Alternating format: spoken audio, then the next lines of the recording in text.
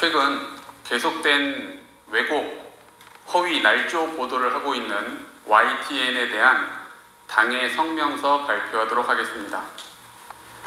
공천 사기극 왜곡 보도한 YTN을 고소한다. 선거철에는 항상 악의적인 허위 폭로 및 허위 제보가 있었습니다. 생태탕이라든가 대장동의 몸통은 윤석열이라는 것들이 대표적인 선거철 허위 폭로입니다.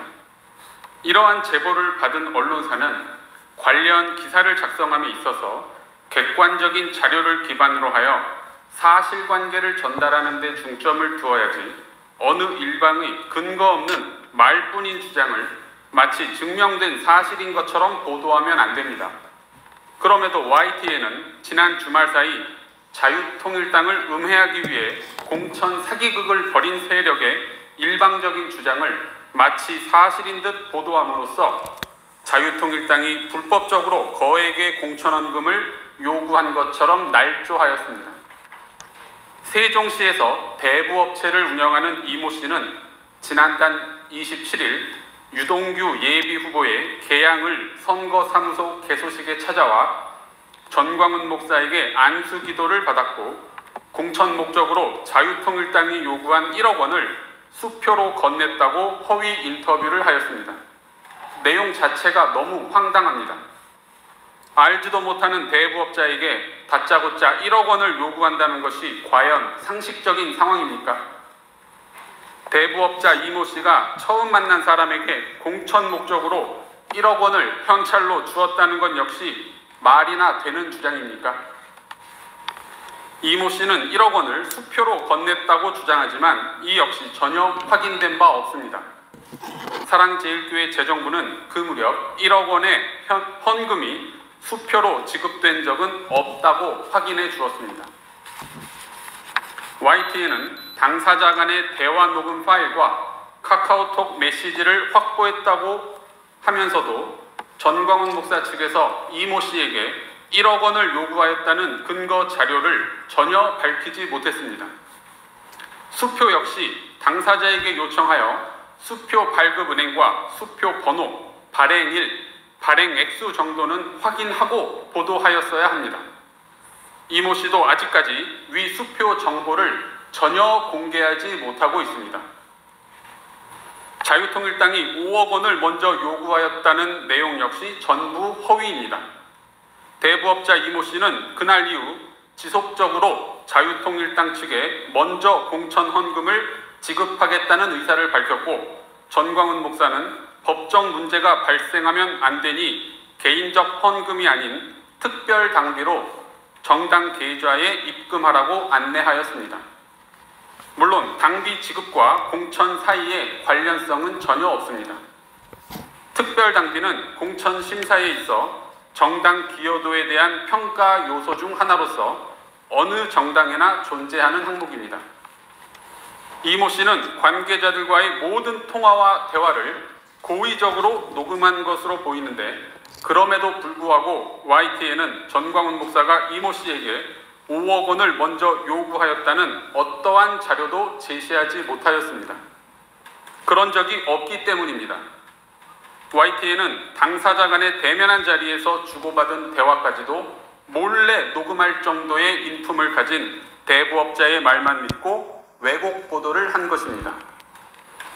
이모 씨의 이후 행보는 더욱 의심스럽습니다.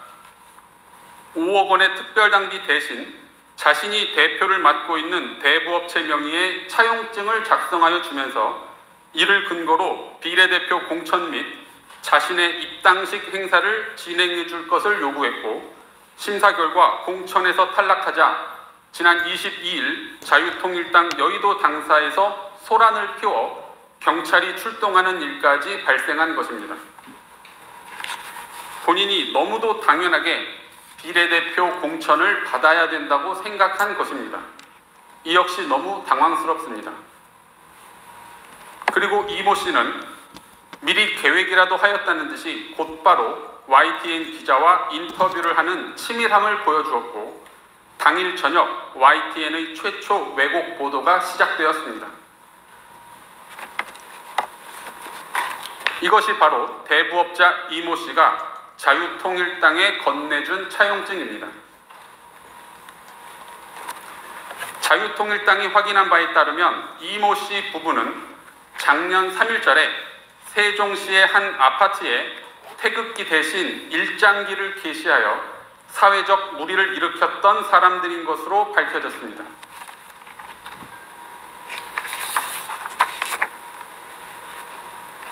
여러분, 이 사건 기억하실 겁니다.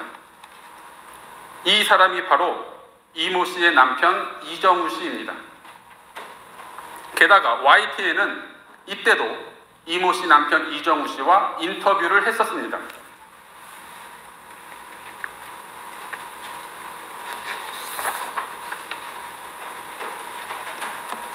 즉, 이번 공천 사기극을 벌인 자들이 작년 3.1절 일장기 게시 부부라는 사실을 YTN은 사전에 잘 알고 있었던 것입니다.